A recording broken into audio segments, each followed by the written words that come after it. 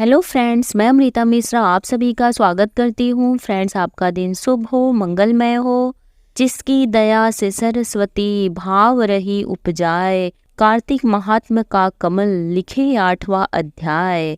नारद जी बोले, अब मैं कार्तिक व्रत के उद्यापन का वर्णन करता हूँ, जो सब पापों का नाश करने वाला है। व्रत का पालन करने वाला मनुष्य कार्तिक चतुर्दशी को व्रत पूर्ति और भगवान विष्णु की प्रीति के लिए उद्यापन करे। तुलसी के ऊपर एक सुंदर मंडप बनवावे, उसे केले के खंभों से संयुक्त करके नाना प्रकार की धातुओं से उसकी विचित्र शोभा बढ़ावे। मंडप के चारों ओर दीपकों की श्रेणी सुंदर ढंग से सजाकर रखें। उस मंडप में सुंदर बंधनवारों से सुशोभित 4 दरवाजे बनावें और उन्हें फूलों से तथा चौवर सुसज्जित करें। द्वारों पर पृथक पृथक मिट्टी के द्वारपाल बनाकर उनकी पूजा करें। उनके नाम इस प्रकार है: जय, विजय, चंड, प्रचंड, नंद, सुनंद, कुमुद और कुमुदाक्ष। उन्हें चारों दरवाजों पर 2-2 के क्रम में स्थापित कर भक्ति पूर्वक पूजन करें। तुलसी की जड़ के समीप 4 रंगों से सुशोभित सर्वतो भद्र मंडप बनावें और उसके ऊपर पूर्ण पत्र तथा पंचरत्न से संयुक्त कलश की स्थापना करें। कलश के ऊपर शंख, चक्र, गदाधारी भगवान विष्णु का पूजन करें। भक्ति पूर्वक उस तिथि में उपवास करें तथा रात्रि में गीत, वाद्य, कीर्तन आदि मंगलमय आयोजनों के साथ जागरण करें। जो भगवान विष्णु के लिए जागरण करते समय भक्ति पूर्वक भगवत संबंधी पदों का गान करते हैं, सैकड़ों जन्मों की पाप राशि से मुक्त हो जाते हैं। जो मनुष्य भगवान के निमित्त जागरण करके रात्रि भर भगवान का कीर्तन करते हैं, उनको असंख्य गोदान का फल मिलता है। जो मनुष्य भगवान की मूर्ति सामने नृत्य गान करते हैं, उनके अनेक जन्मों के एकत्रित पाप नष्ट हो जाते हैं।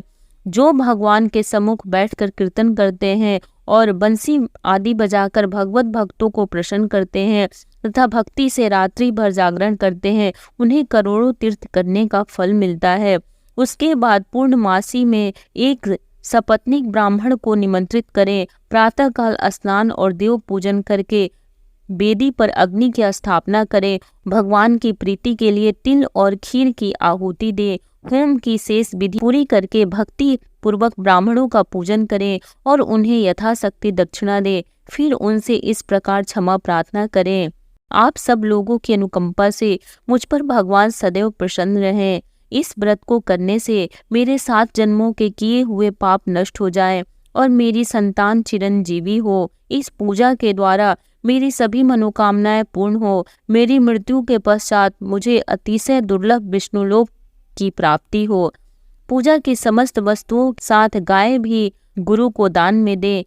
उसके पश्चात घर वालों और मित्रों के साथ स्वयं भोजन करें। भगवान द्वादशी तिथि को शयन से उठें, त्रयोदशी को देवताओं से मिले और चतुर्दशी को सबने उनका दर्शन एवं पूजन किया। इसीलिए उस तिथि में भगवान की पूजा करनी चाहिए। गुरु की आज्ञा से भगवान विष्णु की सुवर्णमयी प्रतिमा का पूजन करें। इस पूर्णिमा को पुष्कर तीर्थ की यात्रा श्रेष्ठ मानी गई है। कार्तिक माह में इस विधि का पालन करना चाहिए। जो इस प्रकार कार्तिक के व्रत का पालन करते हैं, वे धन्य और पूजनीय हैं। उन्हें उत्तम फल की प्राप्ति होती है। जो भगवान विष्णु की भक्ति में तत्पर हो, कार्तिक में व्रत का पालन करते हैं, उनके शरीर में स्थित सभी पाप तत्काल नष्ट हो जाते हैं। जो श्रद्धा पूर्वक कार्तिक के उद्यापन का महात्म सुनता या सुनाता है, वह भगवान विष्णु का सायुज्य प्राप्त करता है। जय श्री हरि। 8वीं अध्याय समाप्त होती है। तुलसी माता की आरती। तुलसी महारानी नमो नमो, हरि की पटरानी नमो नमो। धन तुलसी पूर्ण तप कीन्हो, शालिग्राम बनी पटरानी। जाके पत्र मंजरी कोमल, श्रीपति कमल चरण लपटानी। तुलसी महारानी नमो नमो, हरि की पटरानी नमो नमो। धूप दीप नैवेद्य आरती, पुष्पन की वर्षा बरसाती। 56 भोग 3600 व्यंजन, बिन तुलसी हरि एक न माने। तुलसी महारानी नमो नमो। सभी सखी मैया तेरो यस गावे, भक्ति दान दीजय महारानी।